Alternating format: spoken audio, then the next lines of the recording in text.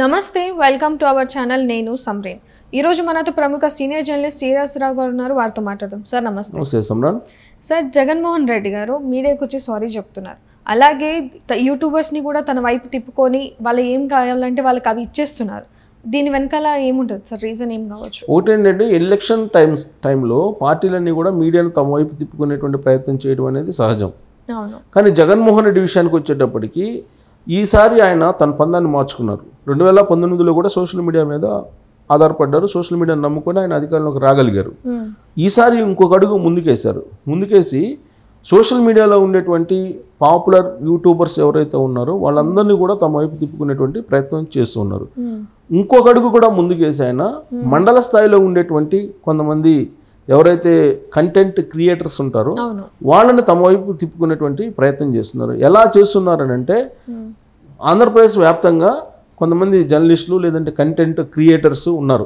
ఒరిజినల్గా అక్కడ ఉండేటువంటి స్థానికంగా ఉండేటువంటి సమస్యలు కానీ లేదంటే స్థానికంగా ఉండేటువంటి ఇష్యూస్ని కానీ న్యూస్ రూపంలో ఇవ్వగలిగినటువంటి వాళ్ళు ఎవరైతే ఉన్నారో వాళ్ళని ఐడెంటిఫై చేశారు ఐడెంటిఫై చేసి వాళ్ళకి సుమారుగా 5 నుంచి 15,000 రూపాయల విలువైనటువంటి ఒక కిట్ను వాళ్ళకి ఫ్రీగా అందజేస్తున్నారు ఆ కార్యక్రమాన్ని ఆల్రెడీ బుధవారం నుంచి ప్రారంభించారని చెప్పి తెలుస్తుంది ఆంధ్రప్రదేశ్లో సో కొన్ని ఎంతమంది ఉంటే అంతమందికి ఫ్రీగా ఇచ్చేయటం ఏం కిట్లు దాంట్లో ఒక కెమెరా బ్లూటూత్ తర్వాత ఈ సోషల్ మీడియా సెల్ఫీ స్టిక్ వీటన్నిటిని కూడా ఒక కిట్ లాగా తయారు చేసి వాళ్ళకి ఫ్రీగా ఇవ్వడం మొదలుపెట్టారు పంపిణీ చేస్తున్నారు ఇక నుంచి దాన్ని ఫ్రీగా తీసుకున్నటువంటి వాళ్ళు ఏం చేయాలి వైఎస్ఆర్ కాంగ్రెస్ పార్టీకి జగన్మోహన్ రెడ్డికి అనుకూలమైనటువంటి విధంగా న్యూస్ క్రియేట్ చేసి సోషల్ మీడియాలో పోస్ట్ చేస్తూ ఉండాలి అది వాళ్ళ పని దానికి గాను వాళ్ళకి ఈ 3 నెలల్లో ప్రతి నెలకి ఇంత అని చెప్పి 50,000 నుంచి వాళ్ళ స్తోమతను బట్టి ఎవరెవరు ఎంత క్రియేట్ చేయగలరు న్యూస్ అనుకూలంగా ఎవరెవరు ఎంత తెలుగుదేశం పార్టీ మీద జనసేన మీద దాడి చేయగలరు అనే దాని మీద 50,000 నుంచి కనీసం 50,000 నెలకి 50,000 నుంచి 3 లక్షలు 4 లక్షల దానికి కూడా ఇస్తున్నారు అనేది ఇప్పుడు వినిపిస్తుంది దానికి ఇప్పుడు కిట్లన్నీ ఫ్రీగా ఇచ్చేసారు అందరికీ సో ఇక నుంచి వీళ్ళు మండల స్థాయిలో ఉండేటువంటి జర్నలిస్టులు లేదంటే కంటెంట్ క్రియేటర్స్ వాళ్ళు ఎవరైతే ఉన్నారో వాళ్ళందరూ కూడా తమ తమ టాలెంట్ని ఉపయోగించుకోవచ్చు ఇది కూడా ఎలా చేశారంటే ఇటీవల కాలంలో ఆడుదాం ఆంధ్ర అనేటువంటి ఒక కార్యక్రమం నిర్వహించింది ఆంధ్రప్రదేశ్ ప్రభుత్వం ఆ సందర్భంగా ఎవరెవరు ఔత్సాహికులు ఉన్నారు అనేది వాలంటీర్లు ఐడెంటిఫై చేశారు దాదాపు ప్రతి కాన్స్టిట్యున్సీలో 3 లక్షల మందికి ఆహ్వానం ఆ సందర్భంగా పంపించారు 3 లక్షల మందిని లాగిన్ చేయాలి అనేది టార్గెట్ కూడా అప్పుడు వాలంటీర్లకు పెట్టడం జరిగింది ఆ లాగిన్ అయినటువంటి వాళ్ళలో ఎవరెవరు వైఎస్ఆర్ కాంగ్రెస్ పార్టీ సానుభూతి పరులు ఉన్నారు అనే దాని మీద కూడా ఈ వాలంటీర్ల వ్యవస్థ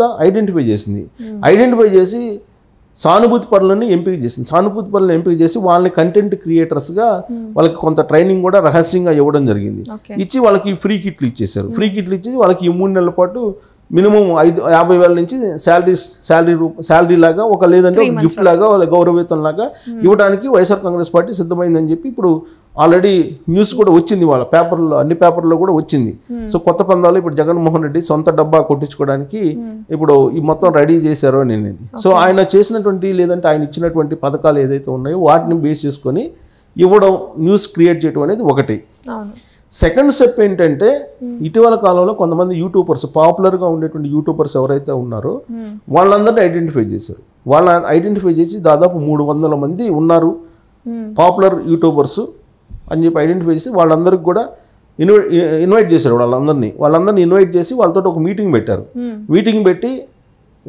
వాళ్ళలో కొంతమంది అంగీకరించారు కొంతమంది అంగీకరించాల సపోర్ట్గా ప్రచారం చేయడానికి వాళ్ళకి గిఫ్ట్గా చాలా ఇవ్వడం జరిగింది ఇచ్చేసి వాళ్ళు ఎన్నికలు అయినంత వరకు కూడా జగన్మోహన్ రెడ్డికి సపోర్ట్ చేయాలి ఎన్నికలు అయిపోయిన తర్వాత గవర్నమెంట్ తరఫు నుంచి వాళ్ళకి బెనిఫిట్ కాదు ఇది వాళ్ళతో జరిగినటువంటి ఒప్పందం అనేది సచివాలయ వర్గాల్లో జరుగుతున్నటువంటి ఒక ప్రచారం వాళ్ళల్లో ఇప్పుడు ఆల్రెడీ టిక్ టాక్ దుర్గారావు వీళ్ళు ఉన్నారు ఈ టిక్ టాక్ దుర్గారావు ఈ మధ్య కాలంలో సీఎం ఆఫీస్కి వెళ్ళి సీఎం ఆఫీస్లో కుర్చీలో కూర్చొని ఆయన ఒక వీడియో తీసి పెడితే అది వివాదం కూడా అయ్యింది ఈ మధ్యకాలంలో అతను యూట్యూబ్ వేదికగా చేసుకొని జగన్మోహన్ రెడ్డికి సంబంధించిన పథకాలన్నింటినీ కూడా ప్రచారం చేస్తున్నారు టిక్ టాక్ దుర్గారావు ఆయన సతీమణి సో అలాగే ఆయనతో పాటు 150 మంది అటెండ్ అయ్యారు ఆ మీటింగ్కి. ఆ 150 మంది కూడా ఇదే చేస్తున్నారు, ప్రచారం చేస్తున్నారు అనేది వినిపిస్తుంది.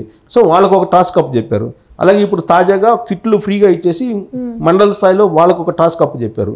ఇవి కాకుండా మెయిన్ మీడియాలో ఎవరైతే ఉన్నారో మెయిన్ మీడియాలో వైఎస్ఆర్ కాంగ్రెస్ పార్టీ సానుభూతి పనులు ఎవరైతే ఉన్నారో వాళ్ళని పిలిచి వాళ్ళకి హైటీ ఏర్పాటు చేసి ఈ 3 నెలల పాటు వైఎస్ఆర్ కాంగ్రెస్ పార్టీకి అనుకూలమైనటువంటి న్యూస్, అనుకూలమైనటువంటి విశ్లేషణలు చేయాలనే దాని మీద వాళ్ళకి 3 లక్షల నుంచి 5 లక్షల దాకా ఒక గిఫ్ట్ ఇస్తున్నారు అనేది ఇంకొకటి జర్నలిస్ట్ సర్కిల్లో వినిపిస్తుంది, ఇంకొక టాక్. సో ఇది కాకుండా మెయిన్ మీడియా, ఇప్పుడు మనం మీడియాని తీసుకుంటే కనుక మొత్తం 4 రకాల మీడియాలు చెప్పుకుంటారు. ఒకటి ఎల్లో మీడియా అంటే చంద్రబాబు నాయుడుకి సానుభూతి పనులు లేదా తెలుగుదేశం పార్టీ సానుభూతి పనులని ఎల్లో మీడియా అంటూ ఉంటారు. ఎవరు? వైఎస్ఆర్ కాంగ్రెస్ పార్టీ. దానికి ప్రతిగా బ్లూ మీడియా అంటుంది తెలుగుదేశం పార్టీ. ఎవరిని బ్లూ మీడియా అంటుంది? జగన్మోహన్ రెడ్డికి సొంత మీడియా ఏదైతే ఉందో దాన్ని బ్లూ మీడియా అంటూ ఉంది. జగన్మోహన్ రెడ్డికి సపోర్ట్ చేసే మీడియాని కానీ లేదంటే జగన్మోహన్ రెడ్డికి ఉన్నటువంటి సొంత మీడియాని కానీ బ్లూ మీడియా అని చెప్పి తెలుగుదేశం పార్టీ పిలుస్తుంది. ఇక పింక్ మీడియా అంటే ఏంటి? కేసీఆర్కి సంబంధించినటువంటి మీడియా, కేసీఆర్ బెనామీ పేర్లతో ఉన్నటువంటి మీడియా, వీటన్నిటిని పింక్ మీడియా. ఇప్పుడు పింక్ మీడియా, బ్లూ మీడియా ఈ రెండు కూడా జగన్మోహన్ రెడ్డికి సపోర్టు, ఎల్లో మీడియా తెలుగుదేశం పార్టీకి సపోర్టు. ఇది వాళ్ళ పరిభాషలో చెప్పాలంటే, ఏది పార్టీల పరిభాషలో చెప్పాలంటే. ఇక ఇది కాకుండా పిచ్చ మీడియా ఉంది. పిచ్చ మీడియా అంటారు దాన్ని. ఆ పిచ్చ మీడియా ఏంటంటే కొంతమంది సొంత దుకాణాలు పెట్టుకొని యూట్యూబ్లు పెట్టుకొని ఏది కావాలంటే అది చెప్పుకోవచ్చు. అట్ట చెప్పే వాళ్ళని కొంతమందిని కాల్ఫర్ చేసి వాళ్ళ పేర్లు కూడా ఈ మధ్య బయట పెట్టారు. కొన్ని పేర్లు కూడా బయట పెట్టి వాళ్ళు ఆల్రెడీ పలాని యూట్యూబ్ ఛానల్స్ వాళ్ళు వైఎస్ఆర్ కాంగ్రెస్ పార్టీకి అనుకూలంగా ఉన్నారు అనేది తెలుగుదేశం వాళ్ళు పెట్టారు. పలాని యూట్యూబ్ ఛానల్స్ తెలుగుదేశంకి అనుకూలంగా ఉందని వైఎస్ఆర్ కాంగ్రెస్ పార్టీ వాళ్ళు పెట్టారు. దీన్ని పిచ్చ మీడియా అంటారు. ఈ పిచ్చ మీడియా దీంట్లో మెయిన్ ఛానల్స్ కూడా ఉన్నాయి, కొన్ని ఎందుకు గుర్తింపు లేనటువంటి కొన్ని ఛానల్స్ ఉన్నాయి. టాప్ ఒక 5-6 కాకుండా మిగతా ఛానల్స్ ఏంటి, వాళ్ళకి దానికి నెట్వర్క్ ఉండదు, రీచింగ్ ఉండదు, కానీ ఛానల్ మాత్రం నడుస్తుంది. వాళ్ళకి ఏంటి, నెలకి ఒక 10 లక్షలు, 15 లక్షలు, 20 లక్షలు, 30 లక్షలు ఇచ్చేసి ఈ 3 నెలల పాటు వాళ్ళకి డబ్బా కొట్టుకోవడం. కానీ ఎవరికి డబ్బా కావాలంటే వాళ్ళకి కొడతారు. వాళ్ళు తెలుగుదేశానికి డబ్బా కొట్టమంటే కొడతారు, వైఎస్ఆర్ కాంగ్రెస్ పార్టీకి డబ్బా కొట్టమంటే డబ్బా కొడతారు. ఇది పిచ్చ మీడియా ఈ విభాగం. ఈ పిచ్చ మీడియాకి డబ్బులు ఎవరు ఎక్కువ ఇస్తే వాళ్ళకి, తెలుగుదేశం ఎక్కువ ఇస్తే తెలుగుదేశం డబ్బా కొడతారు, వైఎస్ఆర్ కాంగ్రెస్ పార్టీ ఎక్కువ ఇస్తే వైఎస్ఆర్ కాంగ్రెస్ పార్టీకి డబ్బా కొడతారు. ఇది పిచ్చ మీడియా. సో ఇలా ఈ 4 రకాల మీడియాలని ఇప్పుడు ఆల్రెడీ ఎల్లో మీడియా సపరేట్ ఉంది, అది క్లారిటీ ఉంది, పబ్లిక్ కూడా క్లారిటీ ఉంది. బ్లూ మీడియా ఉంది, అది క్లారిటీ ఉంది. పింక్ మీడియా ఉంది, క్లారిటీ ఉంది. పింక్ బ్లూ రెండు ఒకటే అనేది కూడా క్లారిటీ ఉంది. ఇప్పుడు ఈ పిచ్చ మీడియా ఏది అనేది పబ్లిక్ తెలుసుకోలేకపోతున్నారు. ఈ పిచ్చ మీడియాలో ఎవరెవరు ఉన్నారు అనేది కొన్ని ఛానల్స్కి ఇప్పుడు తెలిసింది. ఇప్పుడు అసలు కొన్ని ఛానల్స్ ఇంకా తెలియలా. అంటే డబ్బులు ఎక్కువ ఇస్తే, ఇప్పుడు ఈ నెలలో డబ్బులు ఎక్కువ ఇచ్చారు అనుకో, 15 లక్షలు వైఎస్ఆర్ కాంగ్రెస్ పార్టీ, వాళ్ళకి డబ్బా కొడతారు. వచ్చే నెలలో తెలుగుదేశం పార్టీ 20 లక్షలు ఇచ్చింది అనుకో, తెలుగుదేశం పార్టీకి డబ్బా కొడతారు. ఇట్లా అట్లా పిచ్చ మీడియా ఏది ఎటు ఉందనేది కొంచెం క్లారిటీ రావాల్సి ఉంది. సో ఇలా జగన్మోహన్ రెడ్డి మీడియాతోటి స్వారీ చేస్తున్నారు, మీడియా పైన స్వారీ చేస్తున్నారు డబ్బులతోటి. సో రాబోయేటువంటి రోజు అసలు నాకు మీడియానే లేదంటున్నాడు ఆయన, కానీ మీడియా మీద మాత్రం స్వారీ చేస్తున్నాడు ఆయన.